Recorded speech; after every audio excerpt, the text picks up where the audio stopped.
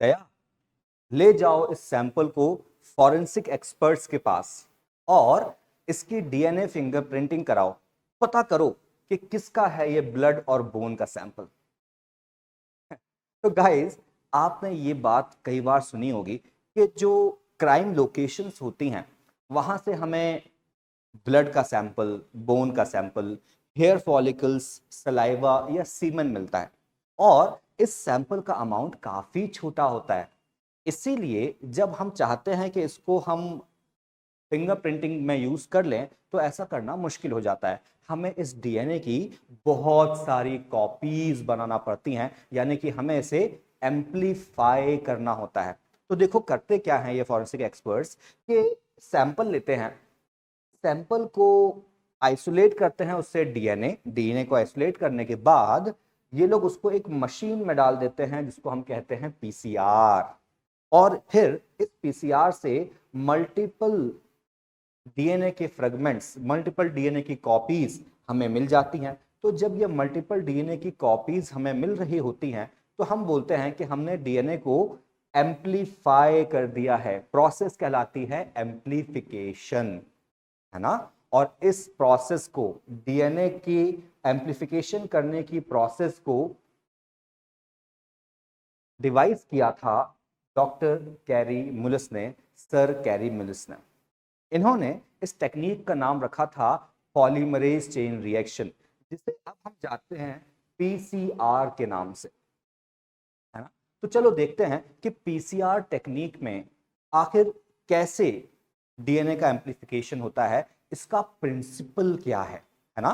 तो देखो, अगर हम ह्यूमन डीएनए देखें तो ये एक डबल स्ट्रैंडेड लीनियर डीएनए है। डबल स्ट्रैंडेड का मतलब ये है कि इस डीएनए में दो स्ट्रैंड्स हैं, दोनों स्ट्रैंड्स शुगर फॉस्फेट बैकबोन के बने हुए हैं और ये दोनों ही स्ट्रैंड्स आपस में इस तरह से बेस पेयरिंग किए हुए हैं, इनके बीच में बेस पेयरिंग है। और यहां पे जो बॉन्ड प्रेजेंट है वो बॉन्ड है हाइड्रोजन बॉन्ड, राइट। इनके बीच में हाइड्रोजन बॉन्डिंग प्रेजेंट होती है। तो प्रिंसिपल ऑफ पीसीआर कहता है कि हमें ये स्ट्रैंड ऑफ डीएनए उस मशीन में डालना है जो कि हीट प्रोड्यूस करेगी और दोनों स्ट्रैंड ऑफ डीएनए इस तरह से सेपरेट हो जाएंगे। और इनके सेपरेशन के बाद, यानी कि हाइड्रोजन बॉन्ड्स के ब्रेक होने के बाद, हम न्यू स्ट्रैंड्स ऑफ डीएनए बनाएंगे कुछ इस तरह से। और जब ये बनेंगे तो कुछ एंजाइम्स की मदद से ये दोनों स्ट्रैंड्स बनके तैयार हो जाएंगे, है ना। तो ये है बेसिक प्रिंसिपल। अच्छा, जब हम देखते हैं तो ये प्रोसेस में हमें समझ में आया कि एक स्ट्रैंड से, एक टेम्पलेट डीएनए से हमने दो डीएनए बना के तैयार कर लिए। यानी अगली बार जब हम सेम प्रोसेस करेंगे तो 2 से 4 डीएनए बनेगा, 4 से 8 बनेगा, 8 से 16, 16 से 32, 32 से 64। पॉइंट इज कि जब हम बार बार सेम प्रोसेस करेंगे, डीएनए लेंगे, सेपरेशन करेंगे और उनके ऊपर फिर से डीएनए का फॉर्मेशन करेंगे तो बहुत सारे डीएनए की कॉपीज हमारे पास इकट्ठा हो जाएगी। और इसी प्रोसेस को तो हम कहते हैं डीएनए एम्प्लीफिकेशन, जिसको हम कर रहे हैं पीसीआर मेथड से, राइट। तो चलो इस पीसीआर मेथड को समझते हैं, है ना। ये जो कुछ भी पीसीआर मेथड चल रहा है, ऐसा नहीं है कि बहुत बड़ी बड़ी कॉपीज नजर आ रही हैं, नहीं। ये बहुत छोटी जगह से चल रहा है, ये बहुत छोटे से टेस्ट ट्यूब में रिएक्शन चल रही हैं जो हम अपनी नेकेड आईज से देख भी नहीं सकते हैं, है ना। तो चलो इसको समझते हैं कि ये जो एक्सपेरिमेंट है, ये जो प्रोसेस है, इसको करने के लिए रिक्वायरमेंट क्या क्या है। तो अगर आप देखोगे तो सबसे पहली रिक्वायरमेंट आती है एक डीएनए का सैंपल जो कि हमने किसी सोर्स से आइसोलेट किया है, राइट। किसी सैंपल से आइसोलेट किया है, हमने बोला इसको डीएनए टेम्पलेट। इसके बाद जो हमें चाहिए होता है ना, वो डीएनए को पॉलीमराइज करने के लिए, डीएनए की चेन बनाने के लिए इनके मोनोमेरिक यूनिट्स यानी कि डीऑक्सीराइबो न्यूक्लियोटाइड्स चाहिए होते हैं। याद रखो, डीऑक्सीराइबो न्यूक्लियोटाइड्स चाहिए होते हैं। जैसे कि हम यहां देखते हैं adenine, cytosine, thymine, guanine, right. तो इनके हमें इनके हमें मोनोमर्स चाहिए होते हैं, राइट। तो ये सारे के सारे न्यूक्लियोटाइड्स प्रेजेंट होते हैं। अच्छा एक बात देखना, आपको याद होगा कि जब कभी भी बेस पेयरिंग होती है तो एडेनिन की बेस पेयरिंग होती है थायमीन के साथ, राइट, और साइटोसिन की बेस पेयरिंग होती है ग्वानिन के साथ, क्योंकि ये एक दूसरे के कॉम्प्लीमेंट्री होते हैं और कॉम्प्लीमेंट्री की वजह से ही इनके बीच में प्रॉपर बेस पेयरिंग हो पाती है, राइट। तो हमें अपने रिक्वायरमेंट में क्या चाहिए, न्यूक्लियोटाइड्स चाहिए, डीऑक्सीराइबो न्यूक्लियोटाइड्स चाहिए, है ना। अच्छा इसके बाद हमें चाहिए एक प्राइमर जो कि डीएनए का बना हुआ प्राइमर हो, राइट। प्राइमर एक छोटा सीक्वेंस ऑफ न्यूक्लियोटाइड होता है जो कि किसी बड़े से डीएनए पर प्रॉपरली बाइंड हो जाता है ना, और सिंगल स्ट्रैंड को डबल स्ट्रैंड में कन्वर्ट करने लगता है। तो हमें ये प्राइमर चाहिए, बहुत बड़े डीएनए का छोटा सा प्राइमर जो कि 20 से 30 न्यूक्लियोटाइड का बना हुआ हो। और फिर हमें फाइनल रिक्वायरमेंट जो है ना, वो है एक एंजाइम की रिक्वायरमेंट, एक ऐसा एंजाइम जो कि डीएनए को पॉलीमरेज कर पाए और पॉलीमराइज करने के बाद इन सारे न्यूक्लियोटाइड्स को लाइन से लगा दे, इनके बीच में फॉस्फोडाइस्टर बॉन्ड फॉर्म कर दे। तो देखो होता क्या है कि हम लेते हैं टैक डीएनए पॉलीमरेज। क्यों ऐसा? इसलिए क्योंकि नॉर्मल जो डीएनए पॉलीमरेज होता है जो हमारे सेल्स में होता है वो हायर टेम्परेचर पे सही से काम नहीं करता। जब हायर टेम्परेचर पे सही से काम नहीं करता तो पीसीआर में भी ये सही से काम नहीं कर पाएगा, क्योंकि वहां टेम्परेचर 90 डिग्री के आसपास होता है, राइट, 90 डिग्री सेंटीग्रेड के आसपास होता है।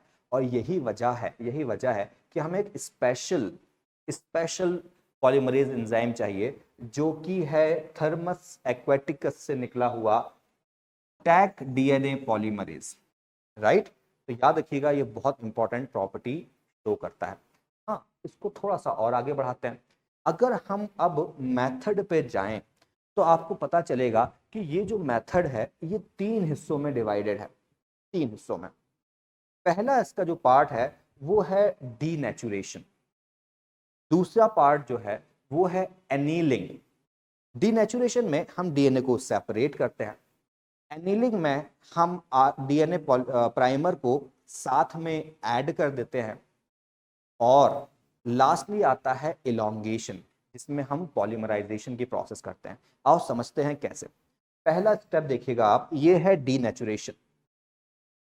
तो हमने अपना जो सैंपल था DNA sample along with nucleotides primer and tag DNA polymerase वो एक छोटे से वायल में रख के, एक छोटे से टेस्ट ट्यूब में रख के पीसीआर मशीन में रख दिया है, राइट। अब वहां पे क्या हो रहा है, वहां पे टेम्परेचर राइज हो रहा है अबाउट 95 डिग्री सेंटीग्रेड। हमने बोला कि जब इतना हाई टेम्परेचर होगा तो डीएनए हो जाएगा डीनेचर, यानी कि ये जो स्ट्रैंड ऑफ डीएनए है ये सेपरेट हो जाएंगे, और जब ये सेपरेट होंगे हाइड्रोजन बॉन्ड्स टूट जाएंगे।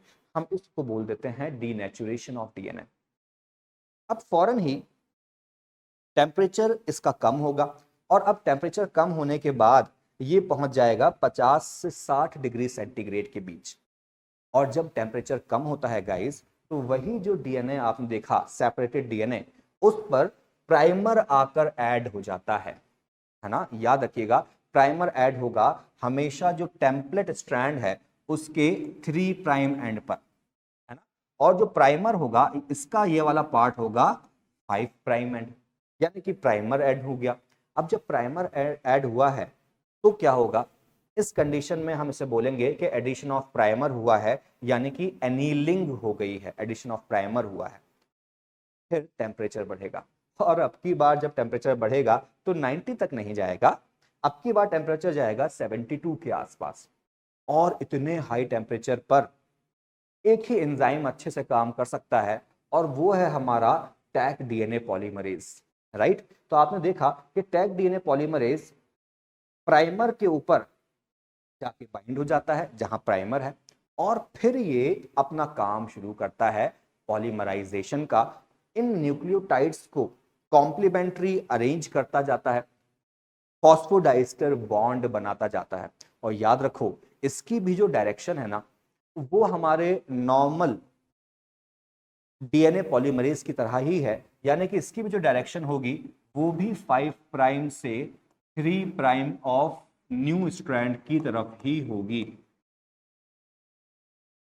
राइट। और देखो जब ये मूव करेगा तो कैसे मूव करेगा, कुछ इस तरह से मूव करेगा और न्यू स्ट्रैंड, येलो वाला न्यू स्ट्रैंड बना देगा, है ना। तो याद रखिएगा जब कभी भी कोई न्यू स्ट्रैंड बनता है तो 5 प्राइम से 3 प्राइम की डायरेक्शन में बनता है, चाहे ये वाला स्ट्रैंड हो चाहे ये वाला स्ट्रैंड हो, दोनों में ही 5 प्राइम से 3 प्राइम की तरफ इसका मूवमेंट होगा, जैसा कि नॉर्मल रेप्लिकेशन में होता है, ठीक है।